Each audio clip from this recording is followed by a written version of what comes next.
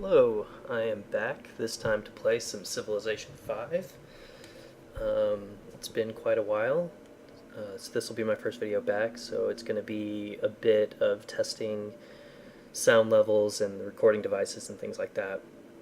Uh, this particular video, I think we're going to focus on this Civ that I'm playing, the Shoshone, and how specifically the early game tends to go on the Shoshone, and how I have had the most success with the Shoshone. This will be with both Gods and Kings and Brave New World, and I want to say all of the DLC. I don't think there's any that I'm missing. So there will be some focus on religion as well as trading routes and things like that as we get into it. So just real quick before we start, quick overview of the Shoshone. They have two unique units and no unique buildings. Their first unique unit is the Pathfinder. The Pathfinder is probably one of the best unique units in the game, and it's the main reason I play the Shoshone. They replaced the Scout, but are as powerful as the Warrior, which means that they're essentially a warrior that gets to move 2 spaces with the additional bonus of choosing what promotion they want from, or sorry, not promotion, choosing what bonus they want from ruins that they step on. So that means that you can kind of craft your early game however you want it to play out. Their second unique unit comes a bit later, and I actually have much less experience with this unit. I may try and build it this game, but in general, the main reason I play the Shoshone is for the Pathfinder, as well as their unique ability, which we'll actually use right now, when they found a city for the first time, it starts with extra spaces. So this area it's probably not the best starting area for the Shoshone, but I think we're going to go ahead and give it a go anyway.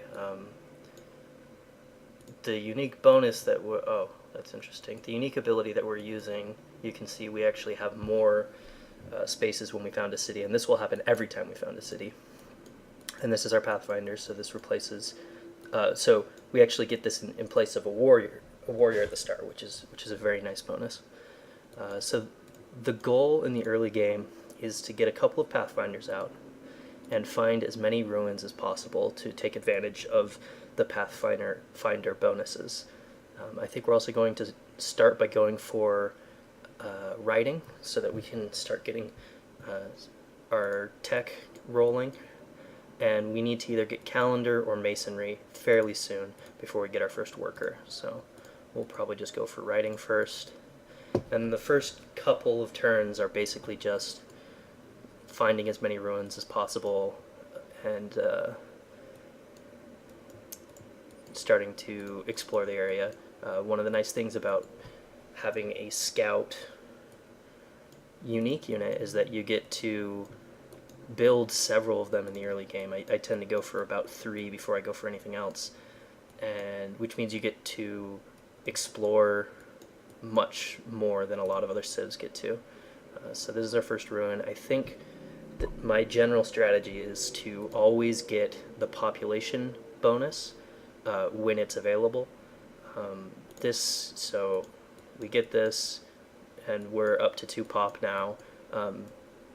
I tend to try and hit about 4 or 5 population in my main city before I build my first settler. So that's generally 2 uses out of the ruins, and the way the ruins work is you can only use a single bonus once every 3 ruins, so that I can't get the population bonus the next time. So we're actually probably going to go for the culture bonus, because we're skipping an early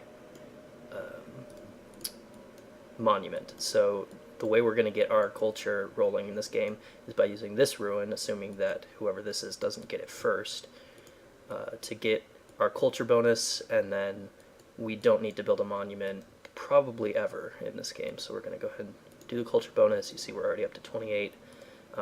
Obviously, the ideal is you find one so that it puts you to exactly 25 so that you can make the most use out of it, but obviously we didn't find our second ruin quite early enough. When this Pathfinder finishes, obviously, we're going to send it off this direction. Or, well, we might want to send it this way. We'll see, actually, by the time it actually finishes. Because we may want to explore this area sooner, just because there's more likely... Well, he's pretty close. Yeah, this guy's probably already found any ruins that would be up here, so we will probably send him the other direction. Something else we want to keep our eyes open is for places to expand to, as well as barbarians. So in terms of places we're looking to expand... Oh, okay, so here's another player. Obviously, since the Pathfinder can move 2 spaces, if we have to race them to ruins, we'll often have the advantage, unless we're racing a scout, obviously. So I'm going to just kind of do a quick circle around this player to see if we can find any ruins that they haven't already grabbed. Obviously, going on hills is the best way to find ruins quickly, because it gives you additional line of sight. Anyway, I was mentioning before, you want to keep your eye open for places to expand to. Oh, nice, we found another ruin. The way I personally like to play the Shoshone is a tall build, which just means that we're going to go a few cities, 3 or 4 cities, and they're going to have quite a number of... sorry, one second. Quite a number of population in each city. So here we go. So we can't, you see we can't get the food bonus, the population bonus, or the culture bonus because we got them last time. I tend to like to get at least one of these upgrades because our guy will actually upgrade into the composite longbowman, or the composite bowman, which is probably the best unit you can get this early on in the game. A lot of people will sell their embassy early. I tend to not, more often than I do, just because I've found that the AIs will be more aggressive with expansions if they know what's going on in your city. And that might not actually be accurate, but that's just something that I've at least felt like I've noticed before. So because of that, I'm actually going to wait a little bit, and I'll actually probably get a couple of cities before I trade embassies. So I'm going to get the population bonus again. This gives us 4 pop, which means we're probably just going to go straight for a settler as soon as that Pathfinder finishes. The nice thing about the composite bowman is, in this particular expansion, the barbarians are extremely aggressive, so you need to have a way to clear out barbarian camps effectively.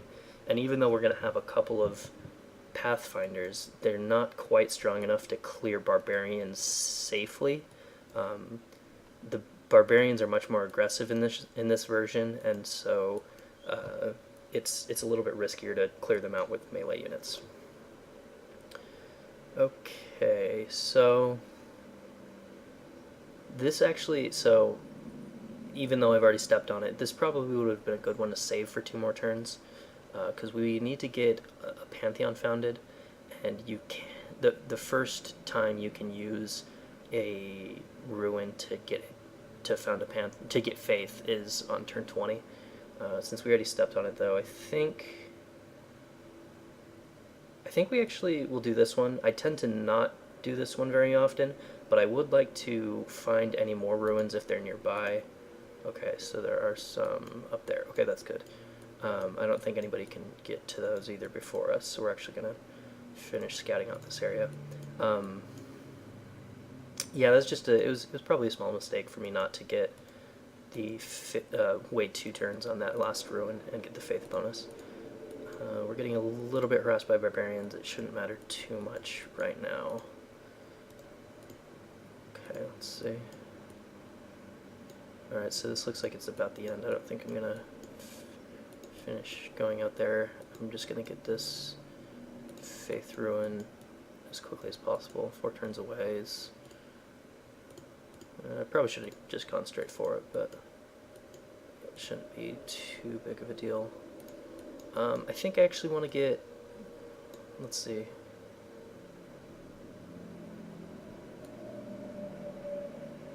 I think I actually want to get calendar next.